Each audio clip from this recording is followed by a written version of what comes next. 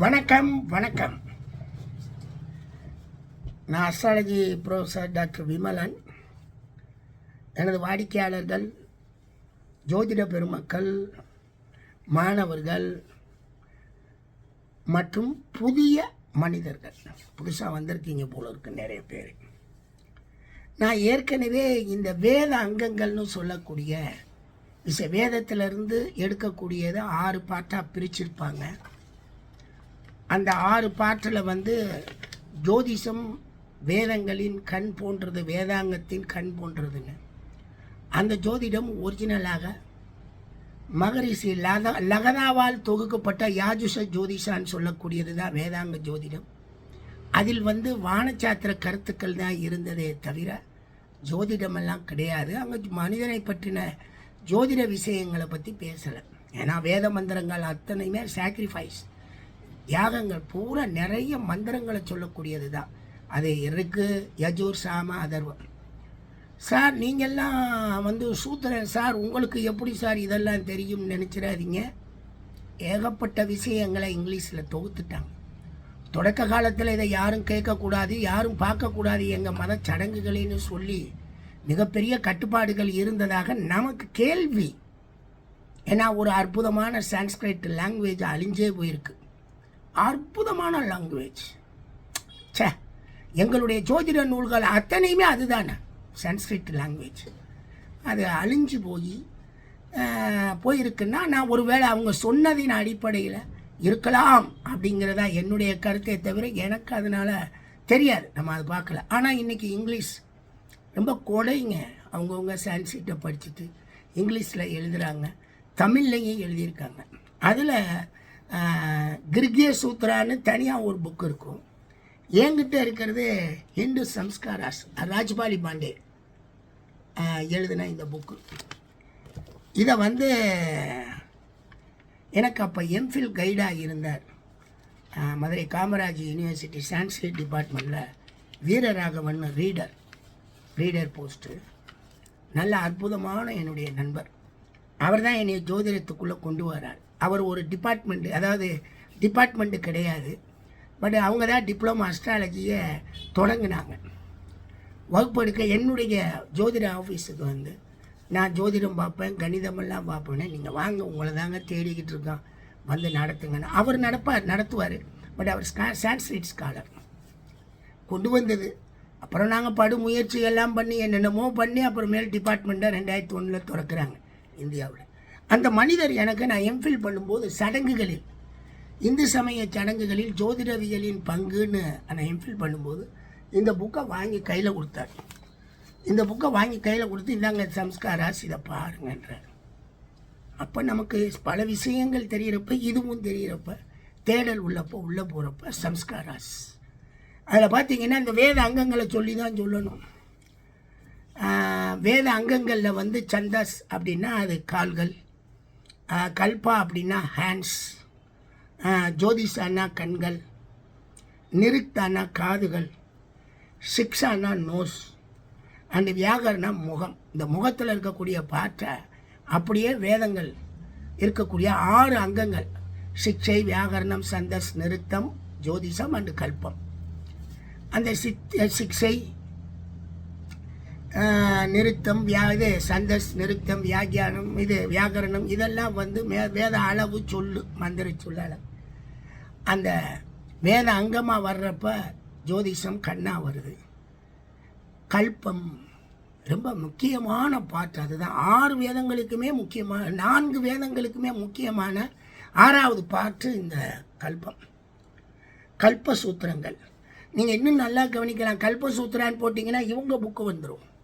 நம்ம சமணர்கள், ஜெயின்களுடைய புக்கு, அவங்களுடைய மூல புக்குக்கு பேரே கல்பசூத்திரான்னு வச்சுருக்காங்க. பட் இதுவும் கல்பசூத்திரம் தான்.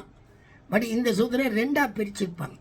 என்ன அப்படின்னா ஸ்ரௌத சூத்திரம், இன்னொன்று கிர்கிய சூத்திரம்னு பிரிக்கிறாங்க.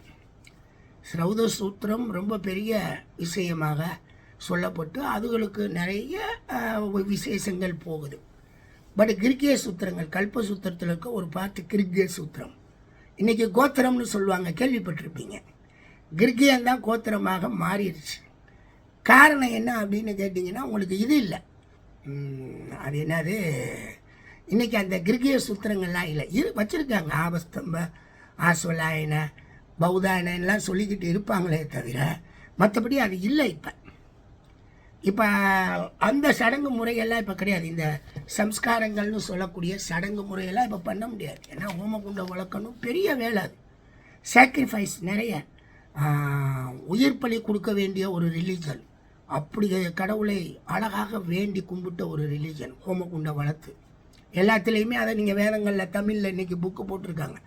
அலைகள் பதிப்பகத்தில் வாங்கி படித்து பார்த்தீங்கன்னா நிறைய இதை மறைச்சாலுமே சில இது மறைக்க முடியல, சொல்லித்தான் ஆகணுங்கிறதுல அதில் சொல்லுவாங்க. பழைய புக்ஸ் நீங்கள் இதுக்குள்ளே போனீங்கன்னா, அது என்னது, நம்மளுடைய கூகுளில் போனீங்கன்னா வேதங்கள் அப்படின்னு அடிச்சிங்கன்னா தமிழில் அழகாக நிறைய பேர் ஒரிஜினலாக எழுதுன அப்படியே டிரான்ஸ்லேஷன்லாம் இருக்கேன், படிச்சு பாருங்கள். பூராமே சாக்ரிஃபைஸ், உயிர்களை பலி கொடுக்கக்கூடிய ஒரு அற்புதமான வழிபாட்டு தொகுப்பு அது சனாதன தர்மம் இருக்கட்டும். இந்த கல்பத்தில் அந்த ஸ்ரௌத சூத்திரத்தை பற்றி நமக்கு ஜோதிடத்துக்கு அதிலுக்குள்ளே வரப்போக வேணாம். முகூர்த்தங்களை குறித்து தான் குறிக்க முடியும். இந்த சம்ஸ்காரங்கள் 40ங்க. இந்த 40 சம்ஸ்காரங்கள் கிரிகிய சூத்திரங்களின் அடிப்படையில் செய்வாங்க. இந்த கோபால, பௌதாயன அப்படின்னு சொல்லி எல்லாம் நிறைய கிரிகிய சூத்திரங்களுக்கு நிறைய வச்சுருக்காங்க. சில குறிப்பிட்ட கிரிகிய சூத்திரக்காரர்கள் இன்றைக்கி இருக்கிறாங்க, இருந்து அதெல்லாம் செய்யக்கூடிய அடிப்படையில் தான் வாழ்கிறாங்க. இருக்கட்டும். என்ன சார் இந்த சம்ஸ்காரம் அப்படின்னா, டொமஸ்டிக் சம்ஸ்காரம், நம்ம வீடுகளுக்காக செய்யக்கூடிய சடங்குகள். கௌதம தர்மசாஸ்திரம் அப்படின்னு சொல்லி ஒரு தர்மசாஸ்திரம்னு போட்டாலும் உங்களுக்கு கூகுளில் வரும். புக்கெல்லாம் நிறையா எடுத்து போட்டிருக்காங்க, தமிழ் ஒர்க்கும் பண்ணியிருக்காங்க. அது பார்த்தீங்கன்னா 40 சம்ஸ்காரங்கள். இந்த 40 சம்ஸ்காரங்களில் எல்லாத்துக்கும் பொதுவாக ஒரு 16 சம்ஸ்காரங்கள் இந்த ராஜ்பாலி பாண்டே வந்து எடுத்து போட்டிருக்கார். 16 சம்ஸ்காரங்கள். இந்த 16 சம்ஸ்காரங்கள்லாம் என்னன்னு கேட்டிங்கன்னா, கர்ப்பாதானம் முதற்கொண்டு அந்தியேஸ்தி வரைக்கும், அந்தியில் செய்கிற இஷ்டி. மனிதனை ஏன் எரிக்கிறாங்க, எரிக்கிற பழக்கம் ஏன் வந்தது? இப்போ இந்தியாவை விட்டு வெளியே பூராமே அந்த பக்கம் வெஸ்டர்னர்ஸை பூராமே புதைக்கிறாங்களே, இங்கே ஏன் எரிக்கிறாங்க, ஏன் வரணும்? எரிக்கிறதுக்கு என்ன அப்படின்னா, ஹலோ, அது ஒரு பெரிய விஷயம்ங்க. ஒரு சுடுகாட்டில் இவங்களுக்குன்னு ஒரு கொட்டகை வச்சுருக்காங்க.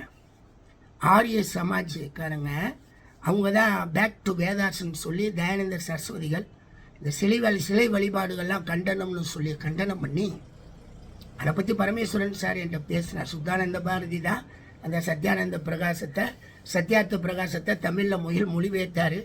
கண்டனங்களை அவ்வளோ மொழிபெயர்க்காமல் விட்டப்போ அப்புறம் திருப்பி அவர்கிட்ட கெஞ்சு அதையும் தயானந்த சரஸ்வதியினுடைய கண்டனங்களையும் எடுத்து அதை போட்டாருன்னு சொல்லி சொன்னார். ரொம்ப அற்புதமான ஒரு விளக்கம். எனக்கு தெரியாதுல்ல. பாண்டிச்சேரியில் இருந்த சுத்தானந்த பாரதி தான் சத்யார்த்த பிரகாசத்தை விளக்குனார், அதாவது இது பண்ணார் அப்படின்னு ஐயா சொல்கிறார் பரமேஸ்வரன் சார். சில மனிதர்கள் உண்மையிலே இருக்காங்க, அவருக்கு 89 ஏஜ், என்னைய ஃபோன் போட்டு இந்த விளக்கத்தை கொடுக்குறார் மனிதர். அவர் சில விளக்கங்கள் இந்த நான் முதல் வீடியோவில் சொன்ன பிவி ராமனுக்கும் அவர் கேஎஸ்கேக்கும் உள்ள 6 வருஷம் அந்த தொடர்பு பிரச்சனைகளை அவர் தான் என்கிட்ட டிஸ்கஸ் பண்ணார். நான் ஜோதிட பிரியருங்க, அதனால் உங்களுடைய வீடியோக்களை பார்க்குறேன், உங்களுடைய அந்த ஐடியாக்கள் எனக்கு ரொம்ப பிடிச்சிருந்துச்சு, அதனால் பேசினார். ரொம்ப அற்புதமான மனிதர். அதே இதுதான் அவர் இன்னொரு தகவலும் சொன்னார். அவையார் சொன்ன அந்த விஷயத்தை எனக்கு வாட்ஸ்அப்பில் ஃபாரினில் வந்து அதை சொல்லி புக்கை போட்டிருக்காங்க. அதை கற்றது கனிமண் அளவு, கல்லாதது உலகளவுன்னு அவையார் சொன்னதை அவங்க அங்கே எடுத்து வச்சுருக்காங்க அப்படின்னு சொல்லி அந்த தகவல் கொடுத்து அந்த இதையும் அந்த கொட்டேஷனையும் என்கிட்ட கொடுத்தார். இதை அனுப்பிச்சிருக்காரு நேற்று. பார்க்கும்போது மனிதர்கள் இருக்காங்க, மனிதர்கள் வரவேற்கக்கூடிய மனிதர்கள் இந்த உலகத்தில் நிறைய பேர் இருக்காங்க. அப்படி பார்க்குறப்ப முத்துவேல் வந்துட்டார் நேற்று. பழைய புக்கு தான் ஜோதிஷா அப்படின்னு சொல்கிறப்ப முத்துவேல், நான் கொடுத்த உதவியை இந்த மாணவனை மறந்துட்டு நன்றி சொல்லாமேன்னு நன்றியை இங்கேயே சொல்கிறேன். அவர்லாம் நான் கார் ஓட்டுறதுக்கு கற்றுக் கொடுத்ததே அந்த மனுஷன்தான், காரை வாங்கி கொடுத்தது அந்த மனுஷன்தான். 2008 2009 காரை வாங்கி கொடுத்து, ஒரு பேலியோ காரை வாங்கி கொடுத்து ஓட்டாக அவருடைய அந்த நெய்வேலியில் தான் அந்த ஹெலிபேடில் தான் நாங்கள் கற்றுக்கிட்டோம், அவர் வண்டியில். அதெல்லாம் ஒரு மறக்க முடியாத நினைவலைகள். முத்துவேலுங்கிற மனிதன் நான் முத டிபார்ட்மெண்ட் திறந்து பிஏ அப்படின்னு போடுறப்ப 099 போட்டு அவர் தான் ஆளாக சேர்த்தேன். ஏன்னா நெத்தியில் இங்கேருந்து இங்கே வரைக்கும் பட்டை குங்குமமெல்லாம் வச்சு அப்படியே லட்சுமி கடாட்சமாக தெய்வ கடாட்சமாக இருந்தார்னு வச்சேன்னு வைங்களேன். நல்ல மனிதர். அவர் நேற்று ஞாபகமாக சொன்னார். அப்போ என்னுடைய வீடியோக்களை இவங்கெல்லாம் பார்த்துக்கிட்டு இருக்காங்க. வர்றது போகிறது கிடையாது, நல்ல நெருங்கிய நண்பர். ஸ்டூடெண்ட்டு தான், ஃபஸ்ட் கிளாஸ் நண்பர்கள். ரைட், அது முடிஞ்சு அதை விடுங்க. நினைவலைகள் என்ன, இவங்கெல்லாம் வந்தாங்க. அப்படி வரப்போ இந்த 6வது பார்ட்டில் ஸ்ரௌத சூத்ரா அண்டு கிர்கிய சூத்ராக்கள் இருக்குது. கிர்கிய சூத்ராக்கள் டொமஸ்டிக் சாக்ரிஃபைஸ் சடங்குகள், ரிச்சுவல்ஸ், அந்த சம்ஸ்காராஸ் இது சான்ஸ்கிரிட்டில் சொன்னான். அங்கே போகிறப்போ பார்த்தீங்கன்னா இந்த சம்ஸ்காராஸில் உங்களுக்கு அந்த சடங்கு, அந்த அந்திய ஹிஸ்ட்ரி கடைசியாக செய்கிற அந்த ஹிஸ்ட்ரியில் தனியாக அவங்க கொட்டகை வச்சுருக்காங்க. என்னங்க இது மாத்திரம் வரிசையாக ஒரு ஜாதிப்படி தான் கொட்டகை வச்சுருந்தாங்க அந்த காலத்தில். இந்த கொட்டகை சேட்டு கொட்டகைன்னு சொல்லுவாங்க. ஆரிய சமாஜ் அவர் தயானந்த சரஸ்வதி நாங்கள் தான் உண்மையிலே இந்துஸ் அப்படின்னு சொல்லுவாங்க. அவங்க கடைசி வரைக்கும் சிலை வழிபாடுக்குள்ளே வரல. ஏன்னா அவங்களுக்கு சிலை வழிபாடு கிடையாது. இந்து சனாதனா இந்த சம்ஸ்காரம் இவங்களுக்கெல்லாம் கோயிலும் கிடையாது, சிலை வழிபாடும் கிடையாது. இவங்களுக்கு இன்னைக்கு வரைக்கும் கிடையாது, என்றைக்குமே கிடையாது. வேதங்களை சொல்லி கொண்டிருக்கவங்களுக்கு சிலை வழிபாடு கிடையாது. என்னங்க இந்த சைவ கோயில், வைணவ கோயில், இந்த முருகன் கோயில் அதெல்லாம் வேறு.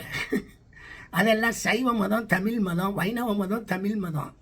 அங்கே போய் அர்ச்சனை பண்ணுறது அதெல்லாம் நாம துதிகள், வாழ்த்துக்கள், அதெல்லாம் அது பண்ணிவிட்டு அவங்க பாட்டு போகிறாங்க. பட் உண்மையான அந்த வேத சடங்குகள் ஓமக்குண்டம் நடத்தி தான் செய்யணும். அதுவும் ஓமக்குண்டம் பெரிய ஓமக்குண்டம், உயிர் பலியெல்லாம் கொடுக்கணும். அதை மறுத்து தான் சமணர் ஜெயின் மகாவீர் அதை மறுத்து வெளியே வர்றார். உயிரற்ற உயிர் கொலை கூடாதுன்னே கொள்கிறார். முதல் எடுத்தோடனே இன்னா செய்யாதிருத்தல்ன்ட்டு அவர் வெளியே வருவார். கிமு 600 அவங்க அடித்து நொறுக்குனதில் தான் இந்த மேல மதமும் அழிஞ்சதுக்கு காரணமே. அவங்களும் பௌத்தனுக்கு அவர் பரிநிர்வாணானோடனே அவர் அரச மரத்துக்கடியில் சிலையாக வச்சுவிட்டாங்க. இவங்க பூராமே இந்த இந்தியா முழுவதும் கோயிலை உருவாக்குனது சமணர்கள். அவங்க கோயிலில் தான் இப்போ எடுத்துட்டு பல சைவ கோயில்கள் இருக்குது. பௌத்தரை எடுத்துட்டு பல பெருமாள் கோயில்கள்லாம் இன்றைக்கி உருவாயிருக்கு. ஏதோ மனிதன் வழிபடட்டும், மதங்கள் எங்களுக்கு பெரிய விஷயமே இல்லை, எங்கிட்டோ போகட்டும். இந்த சம்ஸ்காரங்கள்லாம் அந்த அந்தியேஷ்டி செய்கிற அந்த சுடுகாட்டில் மனிதன் இறந்த பின்னாடி மனிதனை அப்படியே ஹோமகுண்டமாக மாற்றிடுவாங்க.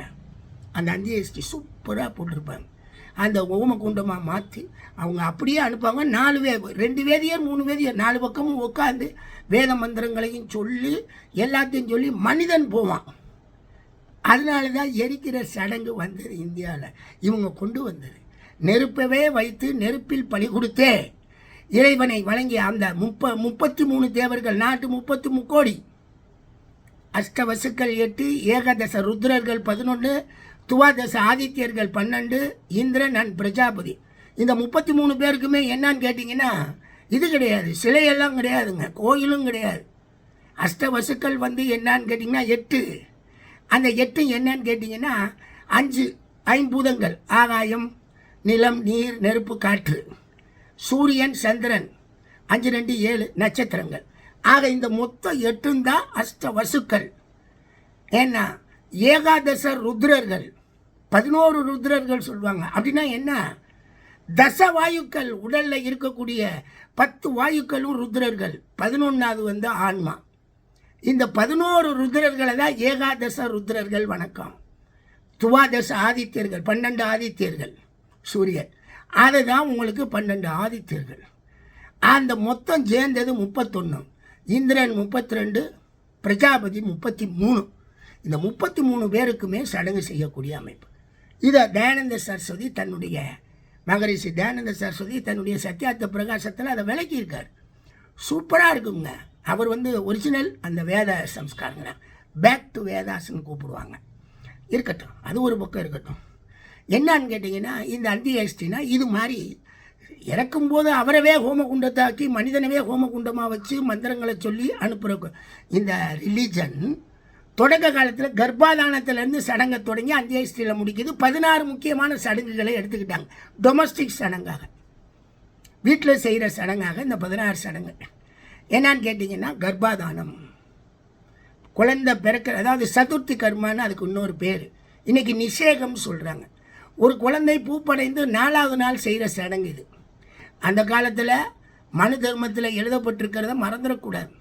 ஒரு பெண் பூப்படைவதற்கு முன்னர் திருமணம் செய்து கொடுக்காவிடில் தகப்பன் என்ற நிலையிலும் சகோதரன் என்ற நிலையிலிருந்தும் வெளியேறுகிறார்கள்னே போட்டிருக்கு.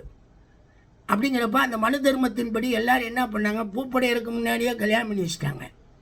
பின்னர் பூப்படைஞ்ச பின்னாடி கர்ப்ப ஆதானம், உடல் உறவு சம்போகம் 4வது நாள்லேருந்து தொடங்குது. அதுக்கு ஒரு அழகான அந்த சடங்கு. ஏன்னா கர்ப்பம் எதுவும் ஆயிடக்கூடாது, ஏன்னா அன்றைக்கி நேச்சர் தானே எல்லாமே. அதுக்காக அந்த சடங்கு செஞ்சாங்க, கர்ப்பாதானம். அதுக்கு அடுத்தாப்புல பும்சவனம், 3வது நாள் செய்கிற சடங்கு. 3வது மாதம் ஒரு பெண் 3 மாதம் ஆயிடுச்சுன்னா ஆண் மகவு பெற வேண்டி செய்யக்கூடிய சடங்கு பும்சவனம். அப்புறம் 7வது மாதம் சீமந்தோ நயனம், முடியெல்லாம் நல்லா வகுடு எடுத்து தனியாக ஒரு வீட்டுக்கு கொண்டு போவாங்க. தனியாக ஒரு வீட்டுக்கு, எந்த வீட்டுக்கு அப்படின்னா இந்த மாதிரி தீட்டு வீடுன்னுவாங்க. அது பிரசவ வீடு, சூதிகாமனை சான்ஸ்கிரிட்டில். சூதிகாமனை தனியாக போய் மெயின் வீட்டை விட்டு தனி வீட்டை ஒரு வீடை கட்டி அதுக்குள்ளே கொண்டு போயிடுவாங்க. அது ஒன்று, அது சீமந்தோ நயனம். குழந்தை பிறந்த உடனே கர்மா, ஜாதகம் எழுதுறது இல்லை, பிறந்தவனுக்கு செய்கிற சடங்கு. அன்றைக்கெல்லாம் தேனை ஊட்டுதல். இன்றைக்கி நம்ம சேனை ஊட்டுறோம்னு சொல்லி இந்த ஸ்வீட்டு தண்ணியெல்லாம் வச்சுட்டு வந்தாங்க. அதுக்கு முன்னாடி தேனை ஊட்டுதல். தேனை நாக்கில் தடவுவாங்களாம். சில குழந்தைகளுக்கு தேனை நாக்கில் தடவி புறையேறி இறந்து போயிடுச்சு. ஏன்னா தேனை நக்கித்தான் குடிக்கணும், டம்ளர் மாதிரி குடிக்க முடியாது, புறையேறிச்சுன்னா செத்து போயிடுவோம். அப்பேற்பட்ட அந்த தேனை கூட்டுறது மாதிரி இன்றைக்கெல்லாம் சீனி தண்ணி ஆச்சு. இன்றைக்கி அதுவும் கொடுக்கூடாதுன்னு டாக்டர்ஸ் சொல்லிட்டாங்கன்னு வைங்க. அது ஒரு சடங்கு. அந்த சடங்கை செய்கிறதுக்கு பேர் தான் கர்மா, அவன் உயிரோடு இருக்கணும் அப்படின்னு. அதுக்கு அடுத்தாப்புல 10வது நாளில் நாமகரணம். அதுக்கு அடுத்தாப்புல நாமகரணம் முடிஞ்ச உடனே 3வது மாதம், குழந்தை பிறந்த 3வது மாதம் நிஷ்கிரமணம், இயற்கைகளை காட்டக்கூடிய சூரிய சந்திரர்களை காட்டக்கூடிய நிஷ்கிரமணம். அது முடிஞ்ச உடனே உங்களுக்கு அன்னப்பிரசானம், சாலிடு ஃபுட்டு. அந்த அன்னப்பிரசானம் முடிஞ்சோடனே சவுளா, மொட்டை அடிக்கிறது. சவுளா முடிஞ்சோடனே கர்ண வேதனை, காது குத்துறது. கர்ண வேதனை முடிஞ்ச உடனே உங்களுக்கு துவிஜர்கள்னு சொல்லுவாங்க, இரு பிறப்பாளர்கள். யார் அப்படின்னு கேட்டிங்கன்னா மொத்தம் 4 வர்ணம் இல்லையா? அந்த 4 வர்ணத்தில் அந்தனர், சத்திரியர், வைசியர் அண்டு சூத்திரன். சூத்திரன் வாழ்நாள் முழுதும் அவன் சூத்திரன் தான். அவன் தீட்டுடையவன், அவனை தூக்கி எங்கேயுமே உள்ள அனுமதியே கிடையாது அவனுக்கு. இந்த 3 வர்ணங்களும் ஒரு பூநூல் போடுவாங்க, உபநயன சடங்கு. அதாவது உபநயனம்னு அதுக்கு பேர். துவிஜனுக்கு உபநயனம் கடவுது செய்யணும். அது தெய்வம் முடிச்சு பிரம்மம் முடிச்சுன்னெலாம் சொல்லுவாங்க, இருக்கட்டும். அந்த அடையாளம் போடுவாங்க. அப்படி போடும்போது அந்தனர் பஞ்சினாலும் சம்ஸ்காரத்தில் எழுதியிருப்பாங்க, அழகாக இருக்கும். அந்தனர் பஞ்சினாலும், சத்திரியர் சணலினாலும், வைசியர் கம்பளி நூலாலும் இந்த பூநூலை அணிய கடவுள். ஏன்னா அவங்களுடைய வர்ணம் தெரியணும். அந்த உபநயனத்துக்குள்ள போய் சடங்கு செய்கிறப்ப போய் பிக்ஷைக்கு போவாங்க. ஏன்னா உபநயனம் முடிஞ்சோடனே வேத ஆரம்பம், அப்புறம் வித்யா ஆரம்பம்ன்ற சடங்கு வந்துடும். வேத ஆரம்பத்துக்கு வேத பள்ளிக்கூடத்துக்கு போகிறப்ப, உபநயம் செஞ்சு உள்ளே போகிறப்ப வேறு வழி கிடையாது, உழைக்கலையில் முறை வச்சு இப்போ எல்லாருமே அவங்களுக்கு அரிசியை மற்ற உணவுப் பொருட்களை கொடுப்பாங்க. அதில் பவதி பிக்ஷாம் தேகி அப்படின்னு அந்தனர் சொல்கிறாங்க. இதை உள்ளே இருக்கிறவங்க கேட்டுட்டு சவுண்டுலேயே அவங்களுக்கு உணவு கொண்டு வரலாம். அவர் பஞ்சுநாள நூல் அறிஞ்சிருப்பார். அந்த பவதி பிக்ஷாம் தேகி அப்படின்னு அந்த சவுண்டு சைடு வந்திருக்கவர் அந்தனர். இவங்க வர்றாங்க சத்திரியர்கள், பிக்ஷாம் தேகி பவதி அப்படின்வாங்க. ஓ, பிக்ஷாம் தேகி பவதினா வந்திருக்கவர் சத்திரியர், அவருக்கு வேணுங்கிற உணவு. இன்னொருத்தர் வர்றாரு, தேகி பவதி பிக்ஷாம் அப்படின்னா அவர் வைசியர். எப்படி பிரிச்சிருக்காங்க பாருங்கள் இந்த சடங்குகளில், சம்ஸ்காரங்களில். ஒவ்வொன்றுக்கும் ஒவ்வொரு விதிகளை சொல்லுவாங்க. அந்த சடங்குக்கு இந்த இந்த இந்த உபநயனம் முடிஞ்சது. அவர் வேதம் படிக்க போயிடுறார். வேதம் படித்து வித்தையெல்லாம் படித்து முடிச்சுட்டு அவர் வரும்போது சமாவர்த்தனம், அவர் அப்படியே வந்துட்டாருன்னு வைங்க, படித்து முடிச்சுட்டு வந்துட்டார். அது 1 வேதமோ 2 வேதமோ 3 வேதமோ 4 வேதமோ படித்து அவர் முடிச்சுட்டு வந்தார்னா பொண்ணு ரெடியாக இருக்கணும், பொண்ணுக்கு கல்யாணம் பண்ணி கொடுக்கணும். பொண்ணு ரெடியாக இருந்து கல்யாணம் பண்ணாத்தே அவர் கிரகஸ்தனாக மாறினாத்தே அவர் சடங்குகள், இந்த டொமஸ்டிக் சடங்குகள்லாம் செய்ய முடியும். அவர் அது முடியலைன்னு வைங்க, பெரிய பிரச்சனையாயிடும். அதனால் அவருக்கு சமாவர்த்தனம்னு ஒரு பட்டாபிஷேகம் மாதிரி ஒரு பட்டம் கொடுக்குறது. அந்த இப்போ இவர் வேதம் ஒரு வேதியர், திரிவேதியர், துவேதியர், திரிவேதியர், சதுர்வேதியர்னு அந்த பட்டம் கொடுக்குறது. உடனே கல்யாணம் ரெடியாகும். இவர் கோச்சிட்டு போகிற மாதிரி, காசி யாத்திரை போகிற மாதிரிலாம் இன்றைக்கி பேசுவாங்க. அதெல்லாம் நடைமுறை சடங்குகள். அது மனிதன் எப்படி வேணாலும் செஞ்சுக்கலாம். அதெல்லாம் இந்த சமாவர்த்தனத்தோடு சேர்ந்தது. அது முடிஞ்ச உடனே உங்களுக்கு சமாவர்த்தனம் முடிஞ்சோடனே விவாகம். இந்த சமாவர்த்தனத்துக்கும் விவாகத்துக்கும் நடுவில் கேசாந்தம்னு ஒன்று இருக்குங்க. கேச அந்தம், தலைமுடியிலேருந்து கால் முடி வரைக்கும் இருக்கிற அத்தனை முடியவும் ஆணுக்கு எடுத்து விடுவாங்க, வலிச்சிருவாங்க.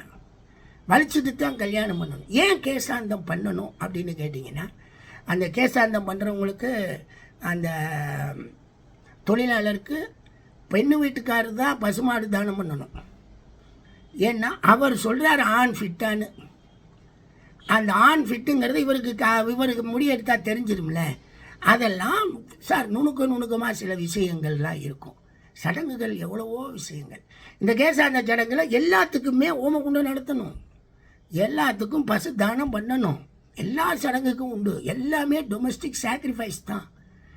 அப்போ விவாகத்துக்கு சமாவர்த்தனுக்கு நடுவில் கேசாந்தம்னா கடைசி அப்புறம் விவாகம். இது 15 சடங்கு வந்துடும். அப்புறம் மனிதன் இறந்த உடனே அந்தியேஷ்டி 16வது சடங்கு. இந்த 16 சடங்கு இவன் கர்த்தா இருப்பார். இந்த 16 சடங்குக்கு கர்த்தா இருக்கிறாரு சார். என்னங்க சார் அப்படின்னா வேறு என்ன சார்? இப்போ மொத்தம் 40 சொல்கிறீங்களே, வேறு என்னென்ன வரும்? வேறு என்னென்ன வரும் அப்படின்னு பார்க்குறப்ப நம்மளுடைய பிரதமர், மாண்புமிகு பிரதமர் முன்னாடி இருந்தாங்களே, நம்மளுடைய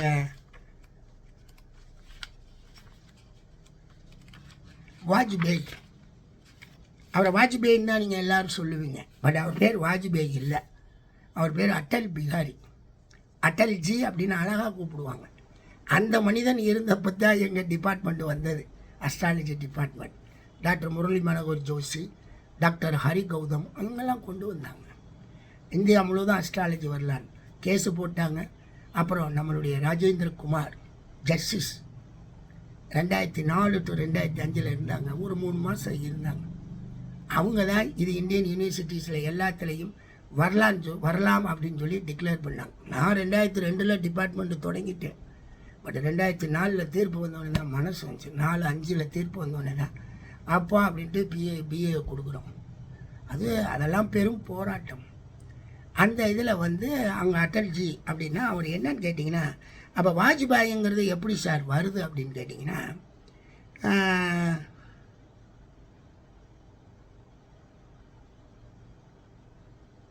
36வது சம்ஸ்காரம் அல்லது 37 வைங்க புக்கு பிரிண்டில், வாஜபேய ஹோமத்தை நடத்துகிறவங்க. வாஜபே இந்த இது டொமஸ்டிக், இது பெரிய ரிச்சுவல்ஸ். மொத்தம் 40ல் 16 தான் டொமஸ்டிக் ரிச்சுவல்ஸ். மீதி 24லாம் உலகம் வாழ்க அது வாழ்க்குன்னு வளர்ச்சி நிறைய போடுவாங்க. அக்னிஹோத்திரம்னு வரும், தர்சான் வரும், பௌர்ணமாசியன் வரும், சதுர்மாசியன் வரும், ஏகப்பட்ட விதிகள். அதெல்லாம் இன்னொன்று தனியாக சொல்கிறேன் இதை பற்றி. அதில் ஒரு வாஜ்பேய ஹோமத்தை நடத்தக்கூடியவங்களாக அந்த குரூப் இருக்கிறனால அவங்க தங்களுடைய பேருக்கு பின்னாடி வாஜ்பேயம்னு போட்டுக்குவாங்க. வாஜ்பேயம்னு போட்டது குறைச்சி வாஜ்பேயின்னு வந்துடுச்சு. அதுவும் இந்த 40 சம்ஸ்காரத்தில் ஒன்றுங்க. சரி, இந்த சம்ஸ்காரங்கள்னால என்ன மனிதன் அடைந்தான் அப்படின்னு கேட்டிங்கன்னா, மனசுக்குள்ளே தைரியம். கடவுளுக்கிட்ட வேண்டிக்கிட்டோம், நமக்கு நல்லது நடக்கும். வேறு ஒன்றுமே கிடையாது. ஆனால் வேதங்களில் நாங்கள் உனக்கு இதை கொடுக்குறோம், எனக்கு நீ இதை கொடு, உனக்கு நாங்கள் இந்த அவிர்வாகம் கொடுக்குறோம், எங்களுக்கு வலிமையை கொடு, எங்களுடைய இவனை தீர்த்திரு, எதிரிகள் இல்லாமல் பண்ணுன்னு வேண்டுறதெல்லாம் வேத மந்திரங்களில் தான். நிர்தேய சூத்திரங்களில் அது அழகாக போகுது. இவனை காப்பதற்கு டொமஸ்டிக் இதில் எல்லாம் இவனை காப்பாற்றுறதுக்கு மீதி 24 சம்ஸ்காரங்களும் உலகத்தில் இருக்கக்கூடிய நன்மைகளை செய்வதற்காக அது பெரிய சம்ஸ்காரங்கள். சரி, ரைட். இந்த கல்பசூத்திரத்தில் ஸ்ரௌத சூத்திரம் அது ஒரு பெரிய குரூப். அந்த விளக்கங்கள் இந்த விளக்கங்களில் நம்ம ஜோதிடத்தோடு ஒட்டி இருக்கிறது இந்த கிரகிய சூத்திரங்கள் சொல்லக்கூடிய 16 டொமஸ்டிக் ரிலீஜன். இது ரிலீஜன் சடங்குகள், சம்ஸ்காராஸ், ரிச்சுவல்ஸ், கஸ்டம்ஸ் அண்ட் செரிமனிஸ், என்ன வேணாலும் சொல்லிக்கலாம். அந்த புக்கு இருக்குது பாருங்கள், அட்டகாசமான புக்கு.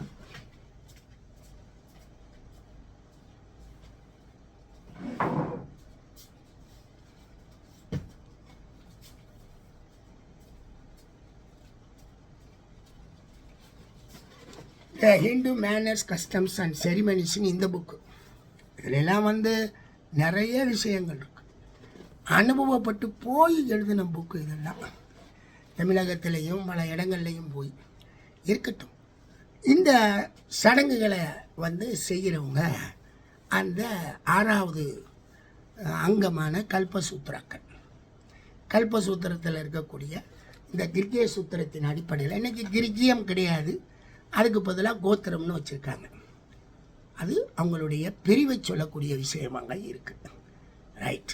இப்போ நமக்கு என்ன அப்படின்னு கேட்டிங்கன்னா, சிக்ஷை, வியாக்கரணம், சந்தஸ், நிருக்தம், ஜோதிஷம் அண்டு கல்பம், இந்த 6ஐயும் உங்களுக்கு விளக்கியாச்சு.